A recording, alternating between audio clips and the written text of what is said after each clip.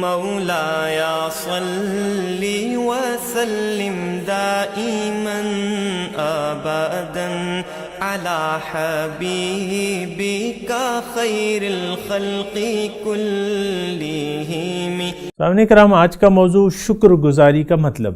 دیکھیں، شکر گزاری کا مطلب ہم نے محدود لیا ہوا ہے۔ محدود مطلب نہیں ہے کہ آپ نے بس کھانا کھا لیا، اللہ کا شکر ادا کر لیا۔ اکثر لوگ تو ایسا بھی نہیں کرتے، یعنی شکر کو تو ہم تقریباً بھلا چکے ہیں۔ لیکن دیکھیں، شکر گزاری کا مطلب محدود نہیں ہے، بلکہ یہ ایک وسیع تناظر میں اس کو دیکھنا ہوگا۔ ان تشکروا یرضہ لکم، اللہ تعالیٰ نے فرمایا ہے کہ اگر تم شکر گزاری کا رویہ اختیار کر لو گے تو میں تم سے راضی ہو جاؤں گا۔ دوسری جگہ اللہ تعالیٰ فرماتا ہے کہ وَاشْكُرُوا لِي وَلَا تَكْفُرُونَ، اور تم میرا شکریہ ادا کرو اور میری ناشکری مت کرو۔ عام طور پہ دیکھا گیا ہے سامعین کرام کہ ہم نے دنیا کو ترجیح بنا کے اور آخرت کو فراموش کر کے زندگی گزار رہے ہیں اور گزارنا چاہتے ہیں۔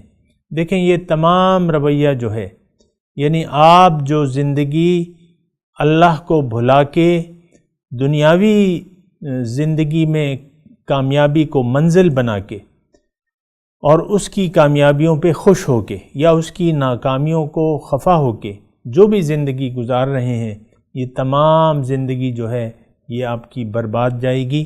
اس میں جو بھی آپ اچھے اعمال کریں گے وہ ضائع ہو جائیں گے۔ یعنی اگر نیت آپ کی اللہ کی نہیں ہے اور آپ اپنی زندگی کو اللہ کے لیے خالص نہیں کرتے تو آپ ناشکر انسان ہیں۔ آپ اللہ تعالیٰ کی دی ہوئی نعمتوں کی ناقدری کر رہے ہیں، ناشکری کر رہے ہیں۔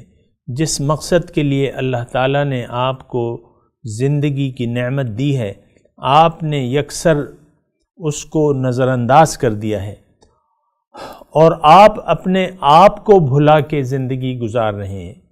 تو لہٰذا یہ رویہ جو ہے یہ بڑا خطرناک ہے، اور ضرورت اس بات کی ہے کہ ہم اپنے زندگی میں آنے کے مدعا کو پہچانیں، یعنی اپنے مقصد حیات کو پہچانیں کہ اللہ تعالیٰ نے ہمیں کیوں پیدا کیا ہے۔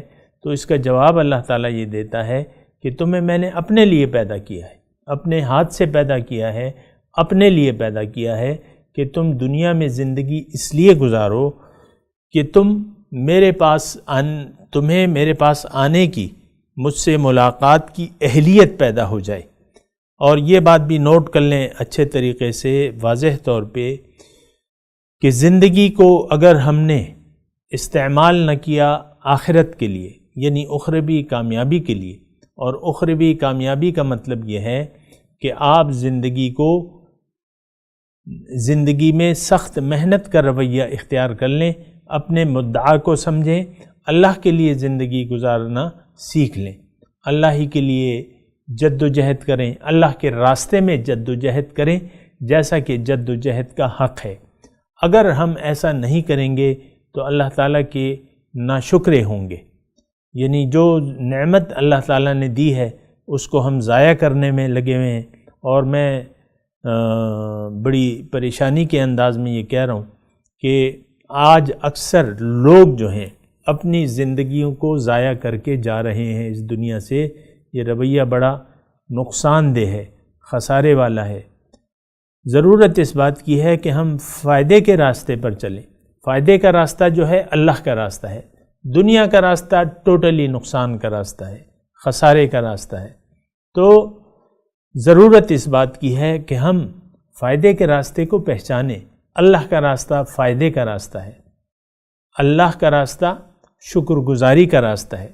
شکر گزاری کا رویہ اگر آپ اپنانا چاہتے ہیں تو اللہ تعالیٰ کو منزل بنا لیں اور اللہ کے راستے پر چلنے کا عزم کر لیں۔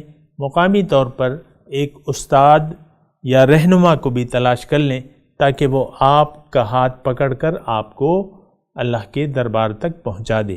وآخر دعوانا ان الحمد للہ رب العالمین۔ مولایا صلی وسلم دائما ابدا على حبيبك خير الخلق كلهم